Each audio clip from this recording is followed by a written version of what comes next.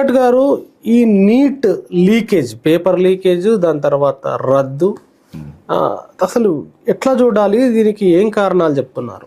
ఒకటి, నీటు పరీక్ష నిర్వహణలో ఇది మొదటిసారి లీక్ కాదు. అంటే లీకేజీల పర్వం కొనసాగుతా ఉన్నా దీనికి కారణం ఎవరు, దాన్ని సరైన విధంగా చర్యలు తీసుకోవడంలో మొత్తంగా కేంద్ర ప్రభుత్వం విఫలం చెందింది అనేది ఒకటి. అందులో భాగంగా ఈ సంవత్సరం జరిగిన పరీక్ష లీకేజ్ అవ్వడం, దాదాపు 22 లక్షల మంది పిల్లలు, అంటే వారి పేరెంట్స్, వారి మీద ఆశపడ్డ వాళ్ళు అందరూ కూడా ఇవాళ మొత్తం దేశవ్యాప్తంగా ఆందోళన పడాల్సిన పరిస్థితి. ఈ నీటి లీకేజు ఎందుకు జరుగుతుంది అన్నప్పుడు ఈ కారణాలు ప్రభుత్వానికి తెలియంది కాదు. అంటే ప్రభుత్వానికి తెలిసి జరుగుతుందా లీకేజ్? ఖచ్చితంగా ప్రభుత్వానికి తెలుసు ఎవరు చేయగలుగుతారు, ఎవరికి ఆ సామర్థ్యం ఉంది, ఎవరి కోసం చేస్తున్నారు అనేది కూడా, ఎవరి కోసం చేస్తారు అనేది కూడా ఈ ప్రభుత్వాలకు తెలుసు. కానీ కఠిన చర్యలు తీసుకోవడంలో రాజకీయ ప్రయోజనాలు దాగి ఉన్నాయనేది నేను ఈరోజు చెప్పదలుచుకున్నాను. అంటే నీట్ పరీక్ష లీక్ రాజకీయ ప్రయోజనాలు. ఎందుకంటున్నానంటే ఇలా రాజకీయ ప్రయోజనాలు కనుక లేనట్టయితే ఎన్ని లక్షల మంది విద్యార్థుల భవిష్యత్తు ఇంత నిర్లక్ష్యంగా ప్రభుత్వం ఎట్లా ఉంటుంది? ఇది మొదటిసారి కాదు. ఎన్టీఏ, ఈ నీట్ పరీక్ష నిర్వహించిన సంస్థ ఎన్టీఏ, నేషనల్ టెస్టింగ్ ఏజెన్సీ. ఈ నేషనల్ టెస్టింగ్ ఏజెన్సీ నిర్వహించే పరీక్షలు చాలా సందర్భాల్లో ఎందుకు లీకేజ్ అవుతున్నాయి అనే విషయం పట్ల కేంద్ర ప్రభుత్వం కనుక దృష్టి పెట్టి సాధించగలిగితే భవిష్యత్తులో లీకేజ్ రాకుండా ఉండగలుగుతుంది.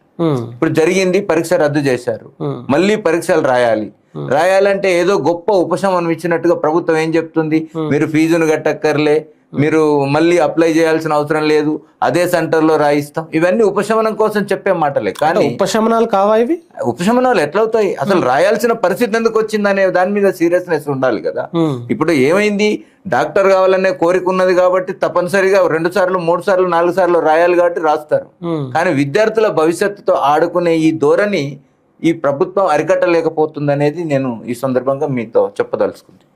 కారణం ఏంటంటే, ఎప్పుడైతే నీటును దేశవ్యాప్తంగా, అంటే అంతకుముందు మనకు రాష్ట్రాల వారీగా పరీక్ష నిర్వహించుకునేది, నేను అదే అడుగుదాం అనుకుంటున్నా. నీట్ అనేది ఒకే పరీక్ష ఒకే దేశం పేరుతోటి దేశవ్యాప్తంగా నడుపుతున్నారు. సో ఇది సెంట్రలైజ్డ్ సిస్టమ్ పేరుతోటి దేశానికి ఉపయోగపడుతుందని చెప్పేసి ఒక వాదనలు, లేదు నష్టం జరుగుతుందని కొన్ని రాష్ట్రాలు కానీ కొద్దిమంది మేధావులు చాలా మంది మాట్లాడారు. అంటే ఏంటి రెండిట్లలో ఏది? ఒకటి, ఈ దేశంలో కేంద్ర ప్రభుత్వం చేస్తున్న ప్రతి దాంట్లో ఒకే భాష, ఒకే పరీక్ష, ఒకే అనే పేరుతో ఏకీకరణ చేయాలని చేస్తున్న ప్రయత్నంలో భాగం ఈ నీట్ వచ్చింది. వాస్తవంగా నీటు దేశవ్యాప్తంగా ఒకే పరీక్ష ఉండడం అనే దాన్ని గతంలో నుండి మేము యూటీఎఫ్గా కానీ, కొంత అభ్యుదయ ఆలోచనలు కలిగిన వ్యక్తులు కానీ, మేధావులు కూడా చాలా మంది వ్యతిరేకించే వాళ్ళు ఉన్నారు. ఎందుకు వ్యతిరేకిస్తున్నారంటే, ఇవాళ ఈ పరిస్థితి అనుభవం, ఇవాళ జైపూర్ లో పరీక్ష లీక్ అయింది, అంటే రాజస్థాన్ రాష్ట్రంలో పరీక్ష పేపర్ లీక్ అయింది. ఇలా ఒక రాష్ట్రంలో లీక్ అయిన పరీక్ష పేపర్ వల్ల దేశవ్యాప్తంగా ఉన్న 22 లక్షల మంది ఇలా నష్టపోయారు కదా. ఇవాళ టెక్నాలజీ పెరిగిన రోజుల్లో ఆ రాష్ట్రానికి పరిమితమై లీకేజ్ ఆగలేదు. ఇది 24 గంటల ముందు లీక్ అయినట్టు కూడా సమాచారం ఉంది. 24 గంటల ముందు లీక్ అయితే అది దేశవ్యాప్తంగా చేరుకోవడానికి పెద్ద సమయం అవసరం లేదు, ఇలా సాంకేతిక యుగం పెరిగిన తర్వాత. కాబట్టి ఇవాళ దేశవ్యాప్తంగా రద్దు చేయాల్సి వచ్చింది.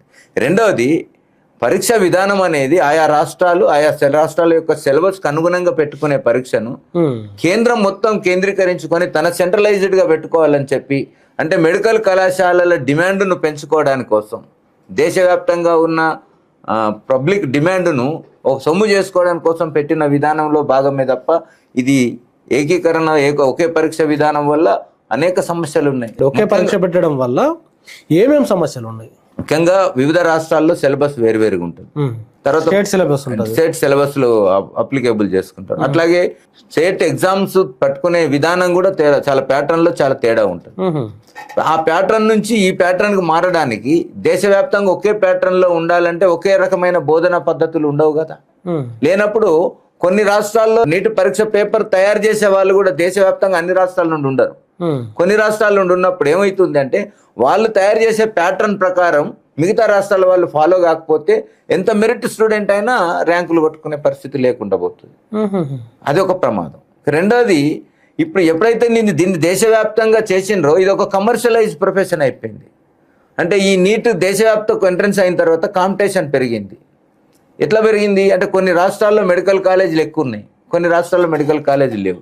ఇప్పుడు దేశవ్యాప్తంగా దీన్ని పరీక్ష పెట్టేసరికి దేశవ్యాప్తంగా ఉన్న అందరు విద్యార్థులు రీజన్ వారీగా అప్లై చేస్తుంటే ఏమవుతుంది దానివల్ల అంటే కాంపిటీషన్ పెరిగింది. కాబట్టి పెరిగిన కాంపిటీషన్ నుంచి సీట్ గ్యారంటీ పేరుతో కోచింగ్ సెంటర్లు పెరిగినాయి. ఇప్పుడు ఈ కోచింగ్ సెంటర్లు పెరగడంతో ఈ పరీక్ష లీకేజ్ల పర్వం ఎక్కువగా పెరుగుతుంది.